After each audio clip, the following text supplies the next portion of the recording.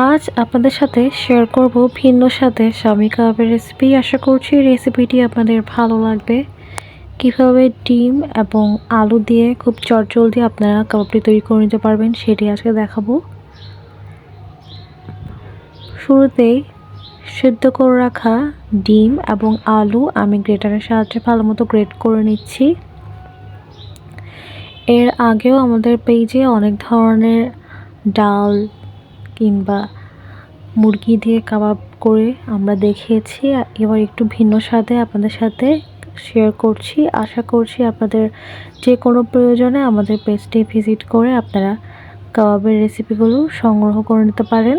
তো কথা বলতে বলতে দেখতেই পাচ্ছেন আমার ডিম এবং আলুটা ভালো মতো গ্রেট করা হয়ে এসেছে। এই পর্যায়ে আমি একে একে দিয়ে দিচ্ছি কুচি করে রাখা পেঁয়াজ, ধনিয়া পাতা এবং কাঁচা লঙ্কা।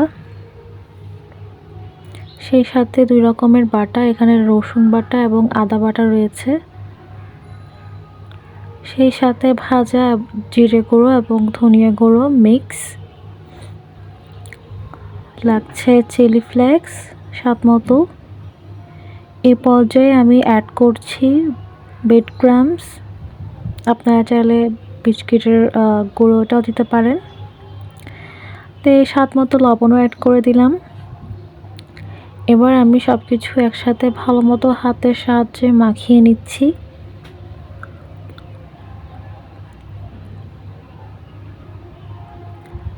তো দেখতেই পাচ্ছেন আমার আরও মনে হলো যে এটা আর একটু টাইট হওয়া দরকার, এই জন্য আমি অ্যাড করে দিলাম আরও বেশ পরিমাণে ব্রেড ক্রাম্বস। সব কিছু একসাথে দিয়ে আবারও ভালো মতো মাখিয়ে নিয়েছি। এ পর্যায়ে আমি এটাকে শেপ দেবো, পছন্দের যে কোনো শেপ আপনারা দিতে পারেন। হাতে সামান্য পরিমাণে সয়াবিন তেল মাখিয়ে নিলাম এবং ছোট ছোট শেপ দিয়ে দিচ্ছি আমি কাবাবের শেপের। আপনারা যে কোনো শেপের গুলোকে করে নিতে পারেন।